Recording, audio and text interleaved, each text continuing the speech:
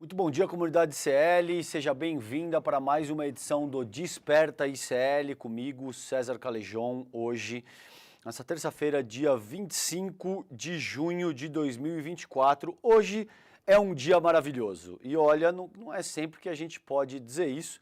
Vocês desconfiam por quê? Hoje é um dia maravilhoso? Porque o Brasil ganhou de 3-0 da Costa Rica? Não, o Brasil empatou com a Costa Rica ontem.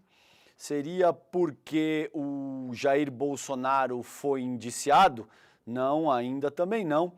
Porque então hoje é um dia maravilhoso e histórico para o jornalismo brasileiro? Minhas caras e meus caros, porque Julian Assange finalmente está livre. É isso aí.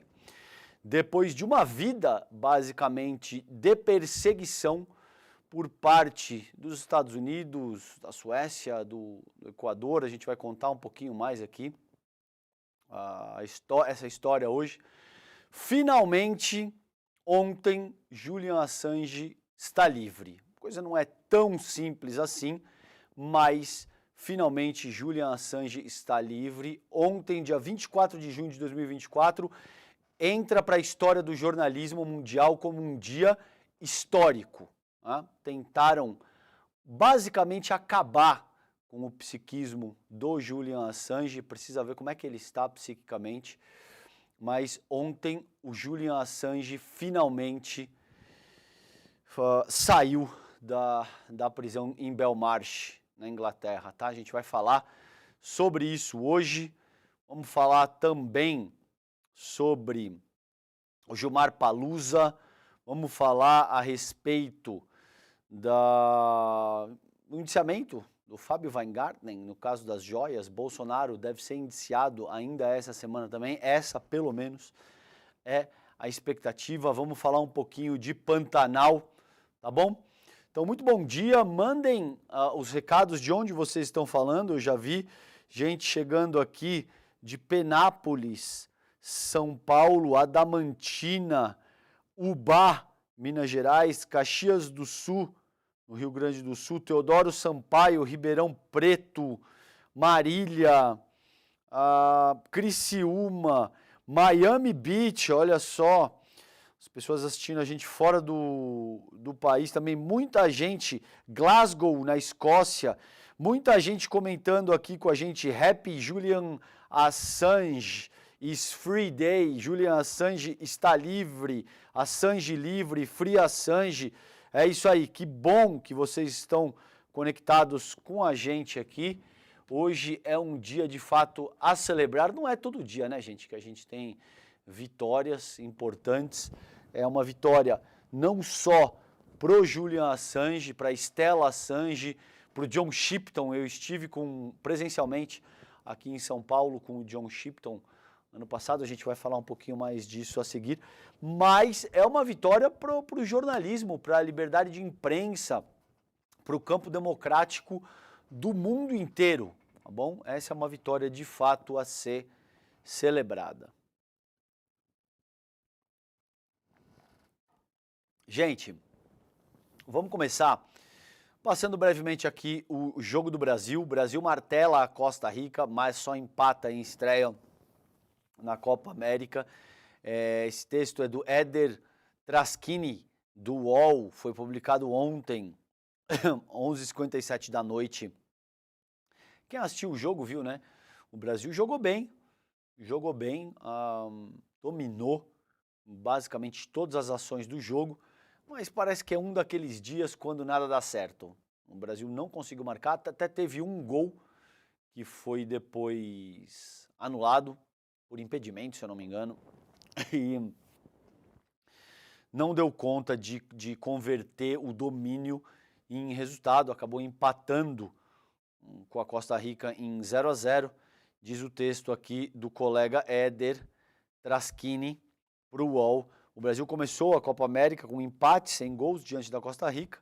Na estreia da competição, o placar de 0-0 foi em Los Angeles ontem, na segunda-feira, pela primeira rodada do Grupo D. O tropeço brasileiro deixa brasileiros e costarriquenhos dividindo a segunda posição do grupo, com 1 ponto cada. A Colômbia é líder do grupo. a seleção de Dorival Júnior teve trabalho diante de um time que se propôs a defender. O Brasil também pecou nas finalizações. Concordo, jogo apertado, teve gol anulado, como eu disse, teve uma polêmica também envolvendo, acho que o Francisco Calvo é o nome dele, um jogador da Costa Rica que teria utilizado um termo racista contra jogadores brasileiros. Isso não ficou provado, muita gente teve essa impressão por conta de leitura labial. Eu não tenho mais informações oficiais nesse sentido, mas houve também essa polêmica aí, tá bom? Então, começar aqui com vocês, com Brasil 0-0 e fazendo um apelo também, gente, pela vacinação. Isso tem me preocupado muito, porque depois dos anos do bolsonarismo, principalmente considerando a atuação nefasta, trágica, criminosa do Jair Bolsonaro durante a pandemia, os planos vacinais do país sofreram demais. As pessoas passaram a questionar a eficácia, a segurança das vacinas e optam por não se vacinar, por não vacinar os seus filhos. Isso é muito preocupante. A gente tem doenças que estavam basicamente erradicadas ou seriamente controladas ressurgindo como resultado do negacionismo criminoso do Jair Bolsonaro, tá? Então, tem essa notícia aqui do Jornal da Band. Vacinação contra gripe continua abaixo da meta em todo o país. Menos de 45% dos brasileiros procuraram os postos de saúde para se imunizarem contra a gripe. Até o momento, apenas 41,97% dos 75,8 milhões de brasileiros que fazem parte do público-alvo tomaram a vacina. Então, busquem se vacinar, prestem atenção. Outro dia eu falei aqui no Desperta com vocês, considerando a importância da vacinação para as crianças, por exemplo, no que diz respeito a pólio, e várias outras doenças. Agora, especificamente, eu estou falando aqui da influenza, de gripe, mas levem a sério, tá bom? Você que está acordando agora na tua cama, você que já está dirigindo rumo ao trabalho, você que está fazendo o café da manhã nesse momento, verifique a carteirinha de vacinação dos seus filhos, a tua carteirinha de vacinação, dos teus pais, familiares, converse com os seus amigos sobre a importância de se vacinar, porque isso é algo muito sério e pode evitar doenças trágicas, tá bom, gente? Gente, muito bom dia, você que está chegando agora, são 7h08, esse é o Desperta ICL, hoje comigo, essa semana inteira comigo, César Calejon, querido Leandro Demori, o meu irmão está de férias, recarregando as energias, volta no começo da semana que vem. Estamos no ar pelos canais do ICL, do Edu Moreira, do próprio Demori e as nossas redes afiliadas, tanto de rádio como de televisão e na própria internet, os canais que nos retransmitem. Até aqui eu dei conta de que o Brasil empatou ontem em 0-0 com a Costa Rica, jogou muito melhor, indiscutivelmente jogou muito melhor, dominou as ações, teve um gol anulado, não conseguiu traduzir em resultado prático para segurar a vitória e agora está empatado na segunda posição com a Costa Rica, atrás da Colômbia no grupo D. Houve também uma polêmica de que o jogador Francisco Calvo teria utilizado aí um termo racista para se referir a jogadores brasileiros. Isso não foi confirmado, mas muita gente teve sim essa impressão através de leitura labial. E agora estou fazendo um reforço aqui para que prestemos atenção nos nossos planos vacinais, tá bom? A vacinação ficou comprometida depois da atuação trágica do Jair Bolsonaro na própria pandemia, tá? Gente, vamos para o site iclnoticias.com.br. Vocês já sabem, né? Quer se manter bem informado? Acesse todas as manhãs iclnoticias.com.br, o time de craques, de jornalistas, de colunistas sob o comando do nosso queridíssimo Chico Alves, tá? Começar aqui com você, essa notícia foi publicada hoje, dia 25 de junho, 6 horas e 18 minutos, um pouquinho uma hora atrás, quase. Estamos em uma das piores situações, diz Marina sobre Pantanal. Ministra diz que a seca na região aponta para um novo normal, com a pior estiagem dos últimos 70 anos, tá bom? Então esse é o problema, gente, que a gente tem quando a gente diz quando as pessoas falavam em aquecimento global e aí convencionou-se falar em mudanças climáticas, é esse tipo de coisa que a gente está olhando, é para esse tipo de coisa que a gente está olhando, tá? Em algumas regiões você vai ter alagamento severo, em outras regiões você vai ter uma seca severa e queimadas, você vai ter todo tipo de problema considerando baixa umidade relativa do ar, tá bom? Então quando aquele teu amigo, Minion, via de regra, estiver num lugar frio, que tem neve, e ele disser, ah, não, mas cadê o aquecimento global? Você já sabe como reagir, você vai explicar, você não vai xingar, né? Porque cabe ter um pouco de paciência, considerando que são pessoas relativamente limítrofes. Você vai explicar com muita calma que se trata de um processo de mudanças climáticas que produz eventos extremos de todas as ordens, a depender do local, a depender de onde a pessoa esteja e do que isso pode produzir naquela microrregião. Então, no Pantanal, infelizmente, tem esse processo de seca, de queimada, e esse texto é do Luiz Cláudio Ferreira, da Agência Brasil.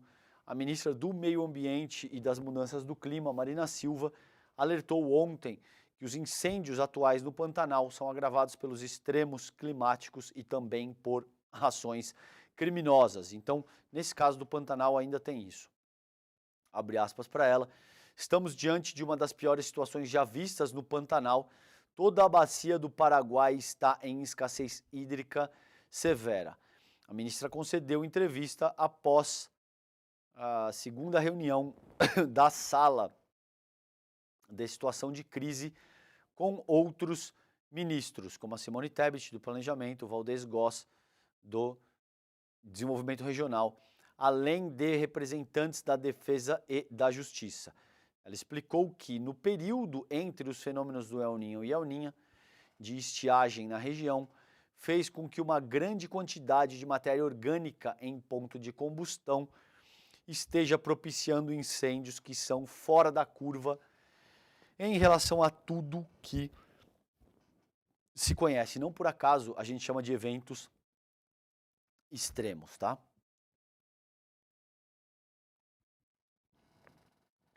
Ainda segundo a Marina, o Ministério do Meio Ambiente planeja, desde outubro do ano passado, ações para se antecipar às consequências do incêndio. A gente sente essa secura, né? Você que está aqui em São Paulo, por exemplo, está me acompanhando, a gente sente na garganta, as vias aéreas, é mais difícil de respirar, a garganta seca muito fácil, a amidalite, esse tipo de coisa acontece com maior frequência. Algumas pessoas têm sangramento nasal, tudo isso está relacionado com a baixa umidade relativa do ar, que agora deve estar assim drástico aqui em São Paulo, em várias áreas do país, mas aqui em São Paulo deve estar na casa de 20%. Aspas de novo para a Marina. Pela primeira vez houve um plano de enfrentamento a incêndio no Pantanal. Nós fazemos política pública com base em evidência, isso é importantíssimo. Já sabíamos que este ano seria severo. Diante disso, ela afirmou que o Ministério decretou situação de emergência em relação ao fogo e a contratação de brigadistas pelo Instituto Brasileiro do Meio Ambiente e dos Recursos Naturais Renováveis, IBAMA, em atuação, há 175 brigadistas, 40 do Instituto Chico Mendes e Conservação de Biodiversidade, o ICMBio, 53 da Marinha, que são combatentes, além de bombeiros locais. Segundo a Marina, abre aspas para ela, teremos já um adicional de 50 brigadistas do IBAMA e 60 que virão da Força Nacional, além da mobilização de mais brigadistas diante da necessidade. Segundo ela, isso caracteriza um novo normal. Mais de 80% dos incêndios estão dentro de propriedades particulares e, abre aspas, nós temos uma responsabilidade sobre as unidades de conservação federal, mas nesse momento nós estamos agindo em 20 incêndios. Existe também proibição de fogo controlado do Pantanal e, conforme afirma aqui a Marina, ministra do Meio Ambiente, existem indícios de que parte desses incêndios seriam criminosos, tá bom? Então, preocupante a situação no Pantanal. E num período, vejam aí, de menos de 2 meses, a gente viu situações diametralmente opostas, né? A gente viu o sul do país ser acometido por enchentes sem precedentes, né? Basicamente, o estado inteiro foi destruído por enchentes, e a gente vê a região do Pantanal que está extremamente seca e pegando fogo. É disso que a gente fala quando a gente trata de mudanças climáticas e eventos extremos que são produzidos por essas mudanças. Gente, ainda no site iclnoticias.com.br, um texto da Ajuda Alpiva, que foi publicado agora há pouco também, 5 horas da manhã, do dia de hoje, dia 25 de junho. Com o voto de Carmen Lúcia, a tendência é que a STF decida por descriminalizar a maconha. O STF retoma hoje, nessa terça-feira, um julgamento que pode descriminalizar a maconha no Brasil. Falta um voto para formar maioria para que o porte deixe de ser crime. Então, esse texto é da Ajuda Alpiva, da coluna da Ajuda Alpiva, perdão, mas é da Carla Gamba, tá? Nossa jornalista aqui do ICL. Por que esse texto, por que essa pauta, essa matéria é absolutamente importante, gente? Porque, via de regra, o brasileiro lança um olhar hipócrita, considerando essa questão, principalmente da maconha. A maconha, ainda hoje, por incrível que pareça, é um tabu para a maior parte das famílias brasileiras. E isso é um problema gigante, porque enquanto nação a gente continua encarcerando em massa, sobretudo jovens pretos e pardos, jovens negros de periferias das grandes cidades brasileiras, por pequenas quantidades de maconha. E isso fortalece o crime organizado e as facções criminosas que passam a recrutar esses jovens que são presos por motivo banal, via de regra, dentro dos presídios para engrossar as suas fileiras, tá bom? Eles acabam recrutando porque você cai num presídio porque você estava com 4, 5, 10, 15, 20 gramas de maconha, você não tinha nenhum antecedente criminal, são jovens de 19, 20, 21 anos, que via de regra estão com um trabalho precarizado ou estão desempregados, e uma vez que ele cai no sistema prisional, ele não tem outra alternativa a não ser se filiar a uma facção criminosa, tá bom? Então, diz o texto da Carla Gamba, por isso que é de suma importância essa pauta e eu trago para vocês aqui hoje no Desperta. O STF retoma hoje, na terça-feira, o julgamento que pode descriminalizar a maconha no Brasil, e a tendência é que o plenário da Corte decida, por maioria de votos, pela descriminalização do porte de maconha para usuários. Falta apenas um voto para formar essa maioria e 2 ministros ainda não votaram, Fux e Carmen Lúcia. Nos bastidores da Corte, o voto de Carmen, que será o último, é tido como certo pela descriminalização, seguindo a tese já aprovada por 5 de seus colegas. Na avaliação de interlocutores do Supremo, ouvidos pela coluna, Carmen deve seguir a linha do bom senso, como vem fazendo em julgamentos sobre temas polêmicos. Porém, na avaliação desses mesmos interlocutores, em relação à quantidade de maconha sugerida para diferenciar o usuário do traficante, a tendência é que a ministra se alinhe ao colega Edson Fachin e se posicione em defesa de que o Congresso Nacional decida sobre a questão. O julgamento será retomado com o voto do ministro Luiz Fux, O voto dele ainda é uma incógnita, além de o magistrado apresentar posições menos fechadas sobre a questão. A diversidade de teses que estão postas no julgamento é outro quesito que dificulta a previsão na avaliação de um assessor que acompanha a análise do tema desde o julgamento que começou em 2015. Então, até o momento, gente, 5 ministros votaram por descriminalizar o porte da maconha. O Gilmar Mendes, o Edson Fachin, o Barroso, o Lewandowski e o Alexandre de Moraes. Por outro lado, 4 votaram para manter a lei, mas com interpretações diferentes. Cristiano Zanin, Nunes Marques e André Mendonça defendem que o crime seja mantido e punido com pena alternativa, enquanto Dias Toffoli considera que a lei atual já não criminaliza. Então, esse é o cenário que a gente tem. Passada a votação sobre a criminalização,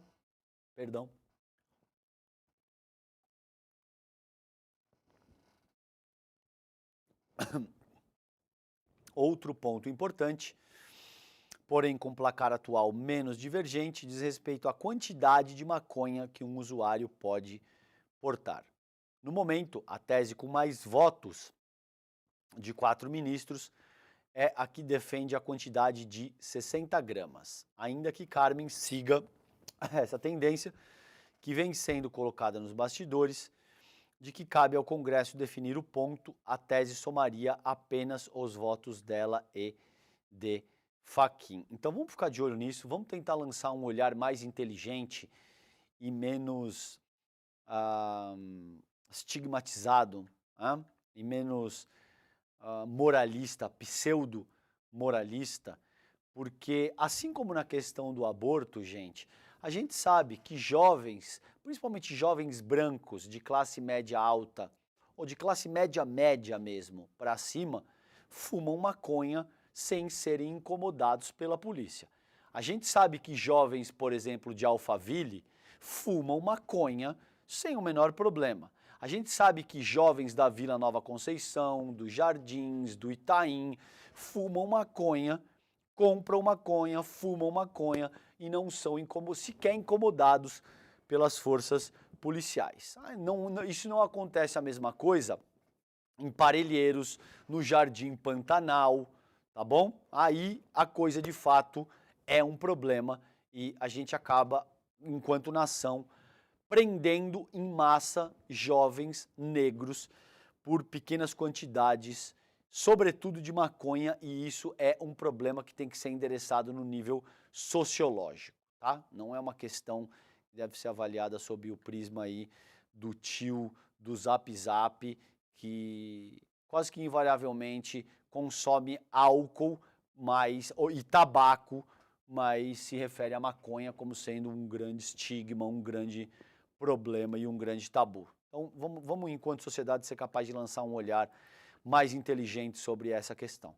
Gente, ainda no iclnoticias.com.br, mães acusam o Colégio Militar do Distrito Federal de expulsar alunos neurodivergentes. Famílias alegam que instituição não tem plano pedagógico para estudantes atípicos, tá? Mães de alunos neurodivergentes denunciaram o Colégio Militar Tiradentes, da Polícia Militar do Distrito Federal, de adotar modelo de ensino excludente. Em denúncia ao Ministério Público do DF e Territórios e à Defensoria Pública, elas acusam a instituição de desligar pelo menos 3 crianças entre os anos de 2023 e 2024. Segundo um grupo de mães e estudantes diagnosticados como pessoas com deficiências, PCDs, a instituição não tem um plano pedagógico adequado para os alunos considerados atípicos. O que é um termo, eu acho que é um termo ruim, atípicos, sendo honesto aqui com vocês, tá? A informação é do jornalista Francisco Dutra, do site Metrópolis. Abre aspas, a escola não apresenta o apoio para que o aluno seja acolhido e tenha a autoestima necessária para alcançar um futuro digno. Nosso sentimento é de muita tristeza, disse uma mãe. As identidades dela e das demais mães, assim como as dos filhos, serão mantidas em sigilo. É um colégio que tem tudo para oferecer um ensino adequado para os estudantes típicos e atípicos, mas marginalizou os PCDs dentro da instituição. A PMDF tem conhecimento da situação, mas infelizmente nada foi feito. A escola está na contramão da legislação. A Polícia Militar nega as acusações, as mães reclamam de reprovações e tem toda essa questão de acessibilidade, bullying e tal. A gente sabe que as escolas devem estar preparadas para trabalhar, ok? Então fica aí o registro também aqui, a home do iclnoticias.com.br com vocês. A Sanji está livre, vamos falar disso a seguir. Essa questão aí das queimadas no Pantanal, as mães que acusam o Colégio Militar do DF, esses são os destaques principais. Nas colunas a gente tem essa questão da descriminalização da maconha no STF. União Brasil pede a cassação do mandato do deputado Chiquinho Brazão no TSE. Por incrível que pareça, eles disseram que não é por conta do possível envolvimento do Brazão com o assassinato da Marielle. Eles disseram que se trata de infidelidade partidária. Influenciadores mirins divulgam bets e vício em apostas ameaça crianças e adolescentes. Essa é uma questão seríssima que a gente vai ter que discutir enquanto sociedade também, gente.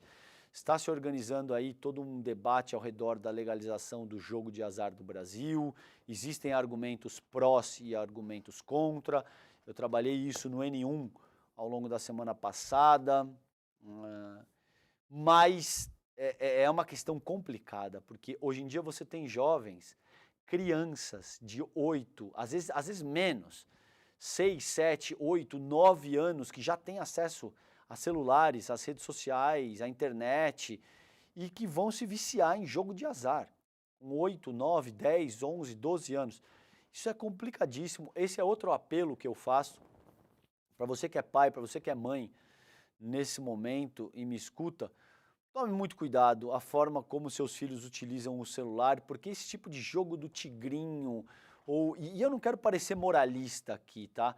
Mas pornografia e todo tipo de coisa que tem que ser avaliado com muito cuidado. Ah, César, mas pornografia é um problema? Se você é maior de idade e se você sabe lidar com isso, eu não sou moralista para te dizer que pornografia é um problema.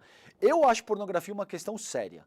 Tem que ser trabalhado com muito cuidado, porque vicia, porque causa. Já existem estudos neurológicos dando conta que mesmo em adultos causa uma série de disfunções. Agora, para crianças, me parece que todo mundo há de concordar que aí sim é um problema brutal e que a gente tem que tomar muito cuidado com isso, assim como a gente tem que tomar muito cuidado com essa questão de jogo do tigrinho e coisas que são absolutamente nocivas e deletérias para o desenvolvimento das crianças e são extremamente viciantes também, tá bom? Então tá aí, fica aí o meu apelo para que a gente preste atenção enquanto sociedade nessa questão também.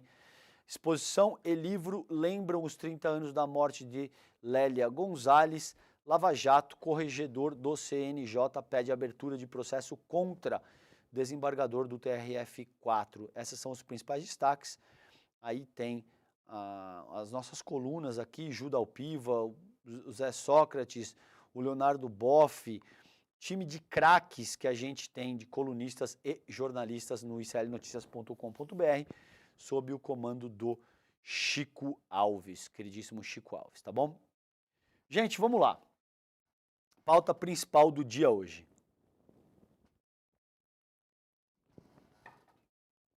Depois de 5 anos preso em Belmarsh, no Reino Unido, e depois de outros 7 anos, se eu não me engano, o Julian Assange ficou de cabeça. Eu vou confirmar direitinho para vocês, digo aqui, mas acho que ele ficou 7 anos exilado na embaixada do Equador.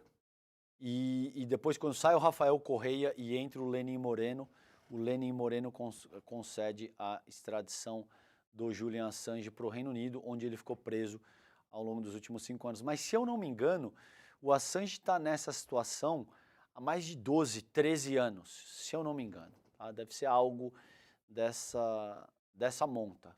Fechado em um único ambiente, primeiro na Embaixada do Equador e depois em Belmarsh, que é uma prisão de segurança máxima, tá bom? Sendo vigiado 24 horas por dia. Então, vamos lá, o texto é do Glenn Trush, da Megan Specia, foi publicado ontem pela Folha de São Paulo, através do New York Times. Ontem, 9h14 da noite, Assange, fundador do Wikileaks, faz acordo com os Estados Unidos e deixa a prisão no Reino Unido. Ativista cujo site revelou documentos secretos estadunidenses, tá? A meu ver seria o termo, concordou em se declarar culpado por uma de 18 acusações. Então, essa acusação de crime de disseminação ilegal de material de segurança nacional em troca de sua libertação da prisão no Reino Unido. Em 2019, um júri federal o indiciou em 18 acusações relacionadas ao compartilhamento dos documentos. O Assange já deixou a prisão, segundo informou o próprio Wikileaks em seu perfil no X, ex-Twitter, abre aspas, este é o resultado de uma campanha global que envolveu o trabalho de base, defensores da liberdade de imprensa, legisladores e líderes de todo o espectro político até as Nações Unidas, diz a publicação. Agradecemos a todos que estiveram ao nosso lado, lutaram por nós e permaneceram totalmente comprometidos na luta pela sua liberdade. A liberdade de Julian é a nossa liberdade, é a nossa vitória. Eu estive com o John Shipton no ano passado, considerando que o texto traz isso. Tem uma foto, eu vou pedir para o Vitinho colocar no ar, não sei se está fácil aí, Vitinho, para a gente colocar a minha foto com o John Shipton no ar. Aí, isso aí, se eu não me engano, foi outubro, não vou lembrar de cabeça exatamente, faz quase um ano, talvez isso tenha sido mais no meio do ano, julho, alguma coisa entre julho e outubro do ano passado, o John Shipton veio para o Brasil, eu o encontrei aqui em São Paulo, tive uma conversa de 20 minutos, 30 minutos com ele, ele me deu conta de que o Julian estava mentalmente e fisicamente muito debilitado nessa ocasião. Vocês podem imaginar que é ficar mais de uma década preso sob forte vigilância, 24 horas por dia, não ter a mínima privacidade para absolutamente nada. As pessoas gravando absolutamente tudo o que você eventualmente diz, a forma com quem você se comunica. No período da embaixada no Equador, ele teve 2 filhos com a Stella Assange. Ele sequer conhecia os 2 filhos. Então, para você que é pai, para você que é mãe que me escuta nesse momento, você pode imaginar o que isso faz com o seu psiquismo, tá? Então, eu tive essa conversa aqui em São Paulo com o John Shipton, que curiosamente, eu sei que o Demori também o encontrou, e ele disse isso para mim e disse isso para o Demori também, que ele acreditava que a liberação do Julian Assange estava próxima. Eu cheguei a conversar com o Demori se existe algum indício, perguntei isso para o John Shipton, por que ele acreditava nisso. Ele deu conta de que a pressão global era enorme, ele agradeceu inclusive que o trabalho que pessoas como você, como o Demori, fazem nesse momento. É óbvio que nós somos assim um grãozinho de areia nessa praia que foi constituída, nesse universo que foi constituído ao redor da liberdade do Julian Assange.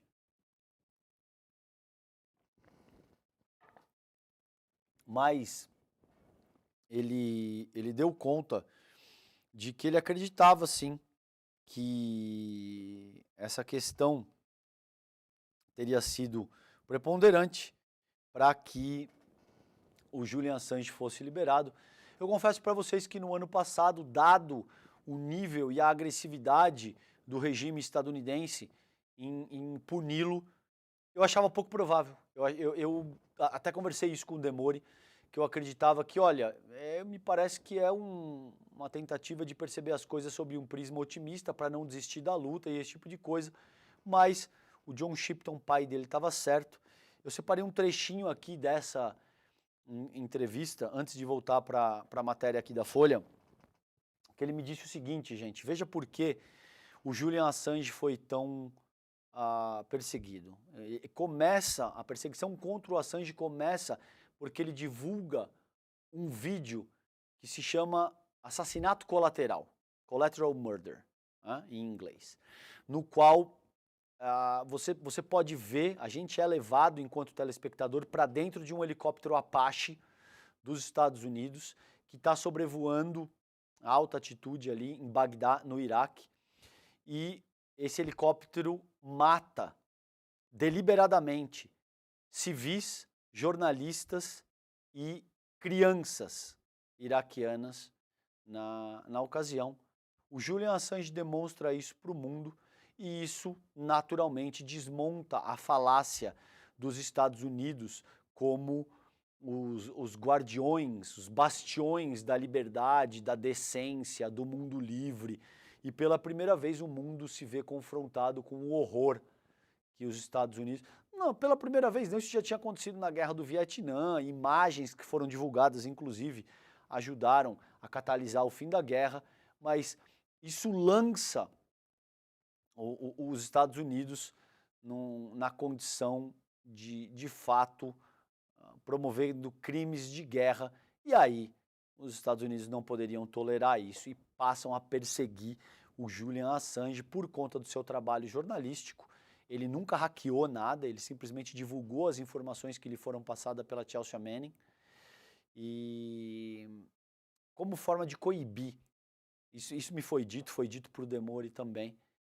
E o objetivo estadunidense já teria sido alcançado porque qualquer outro whistleblower, que é o termo utilizado em inglês, né, que é o denunciante, seria a tradução mais literal, se sentiria intimidado em fazer o mesmo, dada a extensão e a agressividade da perseguição que foi conduzida contra o Julian Assange. O que eu vou ler para vocês agora me foi dito pelo pai do Julian Assange há cerca de 8 meses, 1 ano, aqui em São Paulo, presencialmente.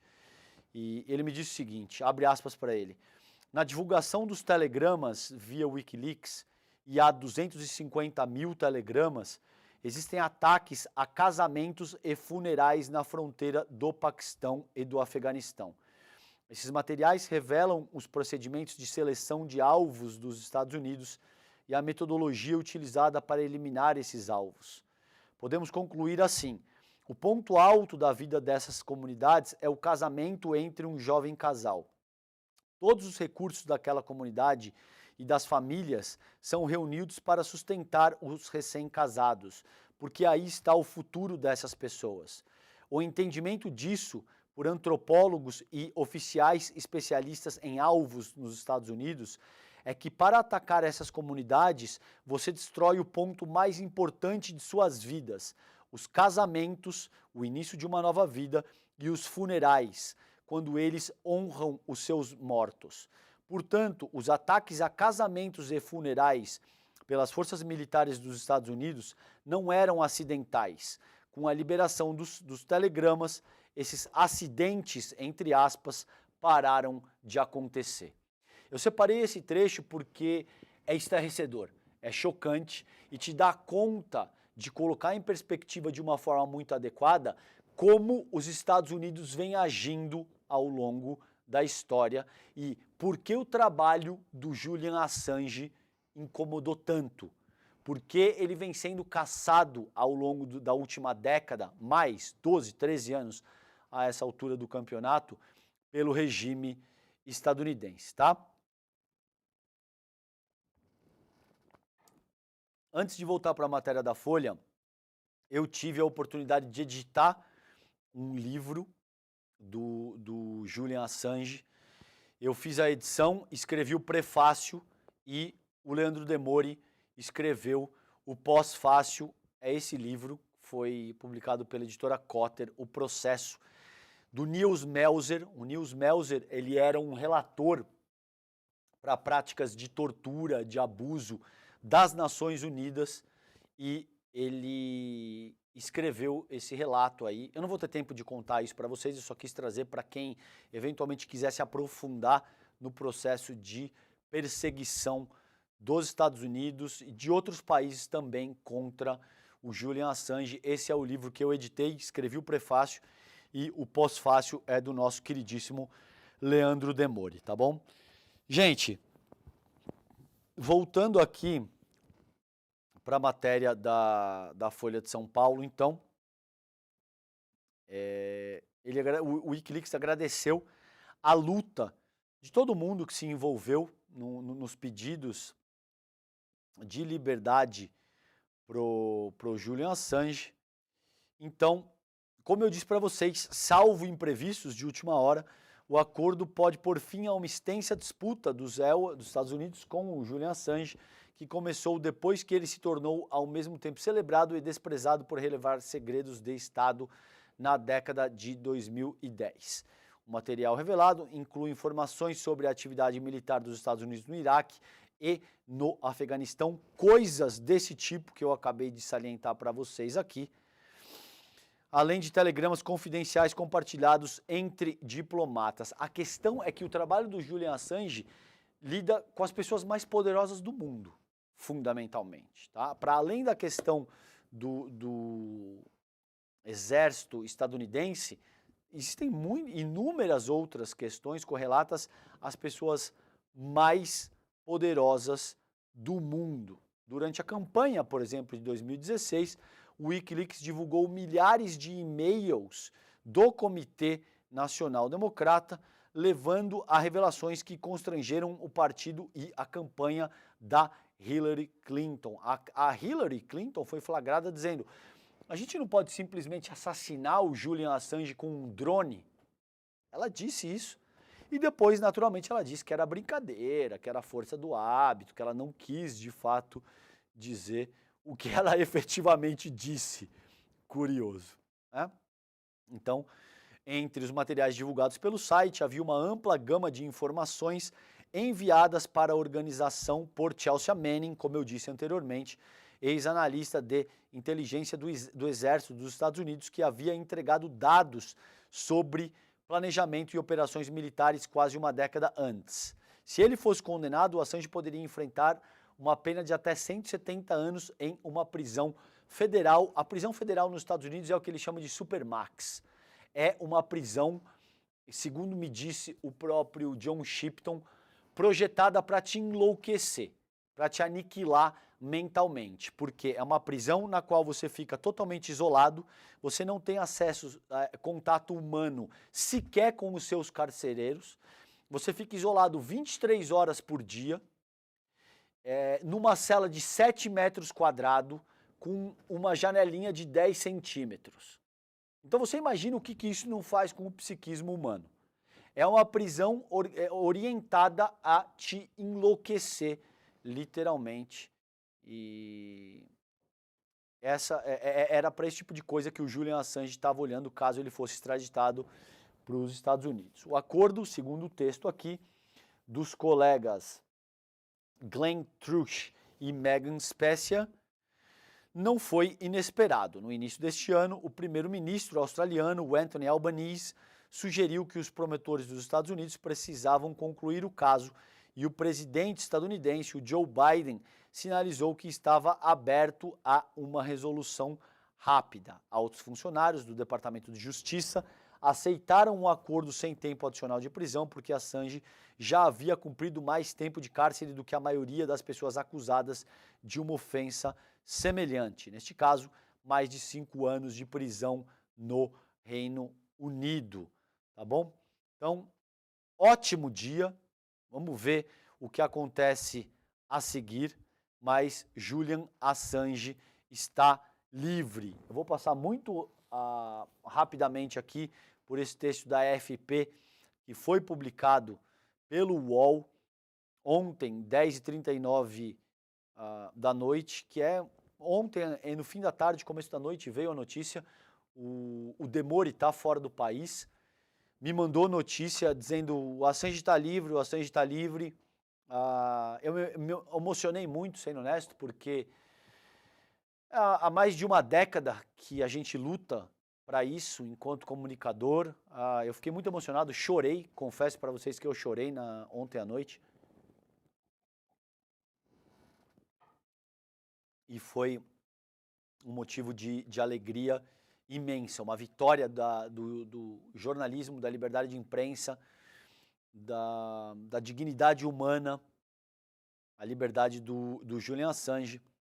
Então, aqui, muito brevemente, a gente tem as etapas desse processo de perseguição. Se vocês quiserem entender de forma mais detalhada, busquem o livro que eu mostrei aqui para vocês, O Processo, do Nils Melzer, que eu editei, escrevi o prefácio e o Leandro Demori escreveu o pós-fácio. Então, em julho de 2010, a imprensa mundial publica 70 mil documentos confidenciais sobre as operações da coalizão internacional no Afeganistão, divulgados pelo site Wikileaks. Em outubro, são publicados 400 mil relatórios sobre a invasão dos Estados Unidos no Iraque e, um mês depois, o conteúdo de 250 mil telegramas diplomáticos estadunidenses. No dia 18 de novembro, a Suécia emitiu uma ordem de detenção europeia contra Assange, como parte de uma investigação por estupro e agressão sexual a duas mulheres suecas em agosto de 2010. Esse caso foi terrivelmente manipulado. As próprias mulheres disseram que elas não foram estupradas, que elas não queriam denunciar o Julian Assange por estupro, e isso foi... Houve um sem número de manipulações. Eu não vou ter tempo para trabalhar isso com vocês aqui, mas o próprio Ministério Público sueco manteve uma acusação absurdamente frágil, vigente por anos, no sentido de fragilizar a imagem do próprio Julian Assange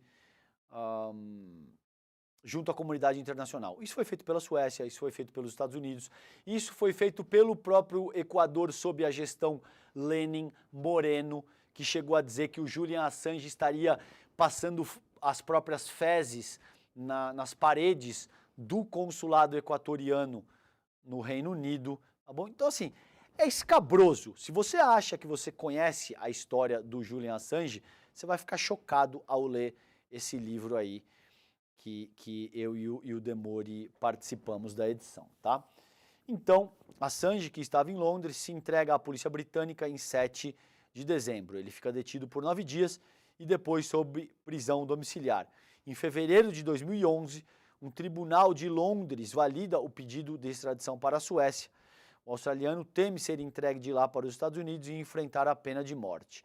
Ele fica refugiado na Embaixada do Equador a partir de 19 de junho de 2012 como exilado político. O Equador, então, que era presidido pelo Rafael Correa, concede o asilo em agosto e pede às autoridades britânicas, sem sucesso, um salvo-conduto para que o fundador do Wikileaks pudesse viajar para Quito.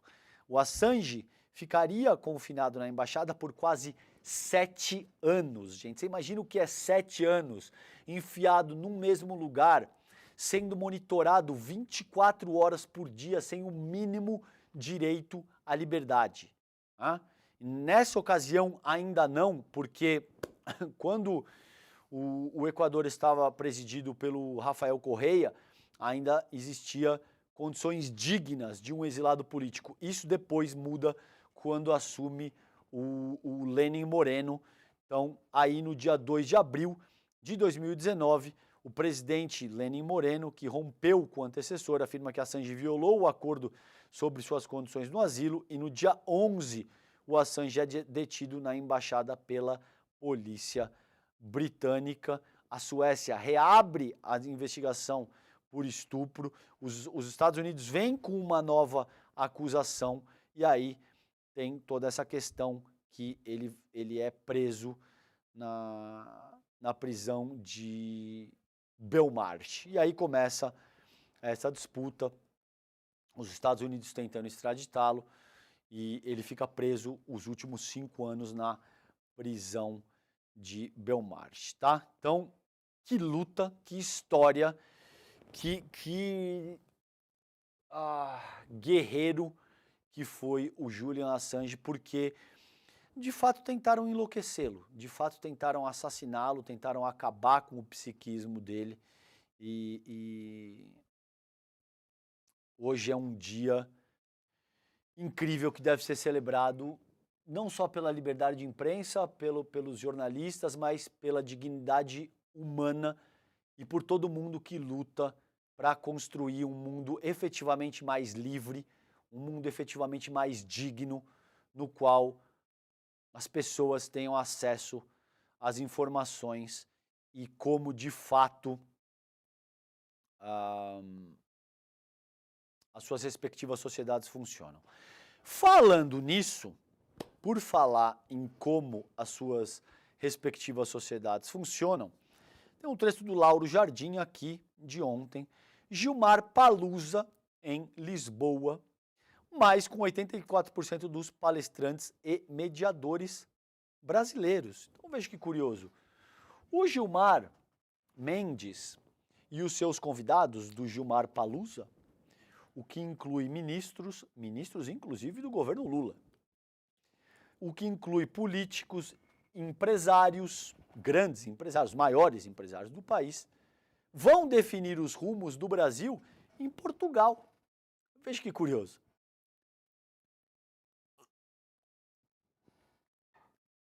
Então, diz o texto do Lauro Jardim, o Fórum de Lisboa, que começa nesta quarta-feira, promovido pelo IDP, de Gilmar Mendes, mantém uma de suas marcas este ano. Apesar de ser realizado a 7.275 quilômetros de distância de Brasília, tem o seu quadro de palestrantes e moderadores composto majoritariamente por brasileiros. A partir do material fornecido por eles, constata-se que dos 318 participantes das 53 mesas de debates, 265 são brasileiros, 44 portugueses e 9 de outras nacionalidades, como Itália, Alemanha, Espanha, Estados Unidos e Sérvia, ou seja, 84% são brasileiros. A propósito, se essa característica se manteve, outra sutilmente se alterou. O fórum mudou de nome. Não adotou o Gilmar Palusa, pelo qual é conhecido informalmente, claro, mas nesta 12ª edição suprimiu o jurídico, que usou em todas as 11 versões anteriores do evento, de Fórum Jurídico de Lisboa, passou a Fórum de Lisboa. Então veja que curioso, para além das mesas oficiais, a gente sabe, como a Conceição Tavares muito bem já nos ensinou, que as coisas que de fato importam não acontecem nos debates públicos e nas mesas. Acontecem nos jantares, tomando vinho do Porto, comendo o que quer que seja, que diabo essa gente come, que eu sequer sei, que deve custar milhares de euros, ou a pequena porção do menu degustação, que seguramente não é para o meu bico e eu nem quero que seja, e aí de fato se dá os rumos do Brasil, né? Então é algo que o ICL, o Edu Moreira vem enfatizando muito, o ICL vem enfatizando muito e eu faço questão de enfatizar muito no meu trabalho como jornalista e comunicador. Porque se a gente está falando de emancipação popular e se a gente está falando de pensamento crítico, a gente precisa efetivamente entender as estruturas que organizam o funcionamento da nossa nação. A gente não pode ficar só na espuma, a gente não pode ficar só na superfície, debatendo questões tangenciais, laterais. A gente precisa botar o dedo na ferida. Ainda que a gente incomode as pessoas mais poderosas desse país. Então a gente precisa escrutinar o Gilmar Palusa, a gente precisa escrutinar as ações do senhor Arthur Lira, a gente muitas vezes precisa ser crítico sim ao governo federal, ainda que isso desagrade parte da nossa própria audiência. É disso que se trata. Se a gente vai trabalhar pensamento crítico e emancipação popular de forma efetiva, nem sempre isso vai ser agradável e muitas vezes, quase que invariavelmente, a gente vai contrariar os interesses das pessoas mais poderosas desse país, tá? É para isso que a gente está aqui. Senão eu desisto da minha carreira como jornalista comunicador e vou fazer qualquer outra coisa da minha vida. Então tá aí, o Gilmar Palusa é um escárnio, é um deboche com a cara do cidadão brasileiro. Você que me escuta nesse momento, saiba que ao longo dessa semana, os futuros, né, porque são vários, da nação brasileira, estão sendo decididos pelo Gilmar Palusa, pelo Gilmar Mendes e os seus convidados em Portugal. Então, o país que o teu filho e a tua filha vai vivenciar está sendo decidido nesse momento por essas pessoas em Portugal, tá bom? Gente, cerco se fecha ainda do Lauro Jardim, cerco se fecha e o Van Gartner será indiciado pela Polícia Federal no caso das joias.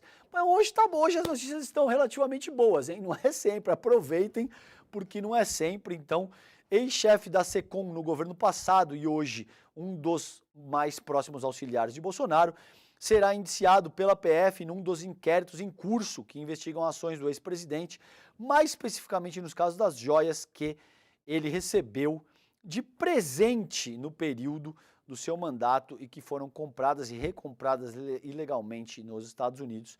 O indiciamento do Van Gartner e de diversos outros auxiliares de Bolsonaro com o ex-ajudante de ordens Mauro Cid deve ser oficializado entre hoje e amanhã. O próprio Bolsonaro deve ser indiciado também. O Van Gartner nega, ele diz sofrer uma perseguição política muito original, Fábio, inclusive. O seu posicionamento, ninguém tinha pensado nisso. Não pode ter qualquer indício contra mim. Eu soube da venda das joias pela imprensa. Só e apenas aí é que entrei no caso para cuidar da área de comunicação, a ver como vem essa denúncia que deve ser formalizada hoje, tá? Gente, 3 minutinhos finais, eu só quero deixar alguns registros aqui. A PL do aborto cresce, da CNN, PL do aborto cresce número de assinaturas em apoio ao projeto na Câmara. Então, nomes como Eduardo Bolsonaro, Nicolas Ferreira e Carla Zambelli integram a coautoria do PL 1904, que já conta com 56 parlamentares. Esse PL absurdo e criminoso que visa equiparar o aborto que for conduzido por uma gestante que tenha engravidado como fruto de um estupro ao crime de homicídio, né? Se esse aborto for conduzido após a 22ª semana de gestação. Então tá aí o registro, está crescendo o número de assinaturas, a necessidade de manter a mobilização contra esse tipo de rua, de ir às ruas, nesse caso, para efetivamente demonstrar a resistência contra esse projeto de lei criminoso, tá? O Gilmar Mendes também, quero deixar o registro aqui da Carta Capital, dizendo que não há clima no Brasil para anistia. O ministro avalia que o ex-presidente Jair Bolsonaro deve continuar inelegível até 2030, o que é pouco, Gilmar, o que é muito pouco, né? Convenhamos que, considerando a quantidade e a natureza dos crimes que foram cometidos pelo Jair Bolsonaro, é muito pouco. A inelegibilidade é muito pouco. Vamos ver se ele efetivamente vai ser indiciado e vai ter que pagar pelos crimes que ele cometeu. Na seara internacional, apenas 2 registros. Macron adverte sobre risco de guerra civil perto das eleições francesas. Tem essa questão da extrema-direita possivelmente se sair bem no pleito que deve acontecer agora no começo de julho na França. E plano de austeridade de Milei, essa notícia do InfoMoney, empurra a Argentina para a recessão no primeiro trimestre, tá bom? Gente, aí tem uma questão aqui que eu quero deixar com vocês. Vitinho, se você puder colocar a arte do encontro com o Adam Alter, eu não sei se está fácil aí, senão aí o apocalipse tecnológico vai acontecer no próximo domingo, dia 7 de julho, 8 horas da noite, domingo, o Edu Moreira vai ter esse bate-papo com o Adam Alter, um professor, entende absolutamente tudo do assunto. Eles vão falar das estratégias de manipulação que viciaram o mundo e enriqueceram as empresas de tecnologia. Isso aí tá imperdível. Isso aí é para você reunir a família inteira para compartilhar com os amigos e para entender exatamente do que se trata esse processo de vício e que é tão complicado, principalmente para crianças e jovens que ainda estão em desenvolvimento. Próximo domingo já, né? Não, dia 7, tá? Dia 7 de julho, bota na agenda aí, domingo, 8 horas da noite. Gente, com isso eu encerro o Desperta ICL de hoje. Vocês ficam agora com o ICL Notícias, primeira edição. Daqui a pouquinho estarei lá também. Um beijo grande, fiquem bem e bom dia. Tchau, tchau.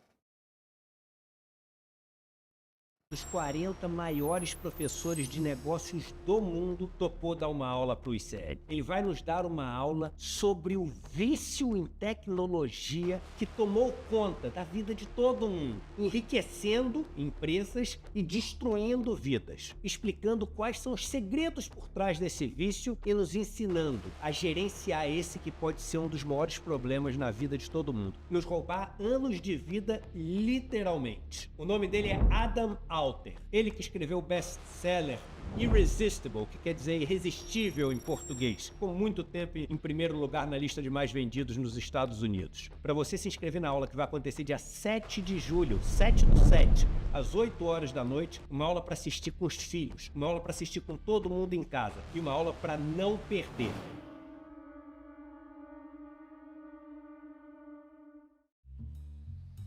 No Em Detalhes de hoje, eu converso com o advogado Eric Torquato sobre a descriminalização do porte de maconha. É isso, o Supremo Tribunal Federal retomou e no mesmo dia suspendeu o julgamento que descriminaliza o porte de maconha para uso pessoal. Eu te espero no Em Detalhes às 10h30 da manhã, logo após o ICL Notícias, primeira edição. A gente se vê.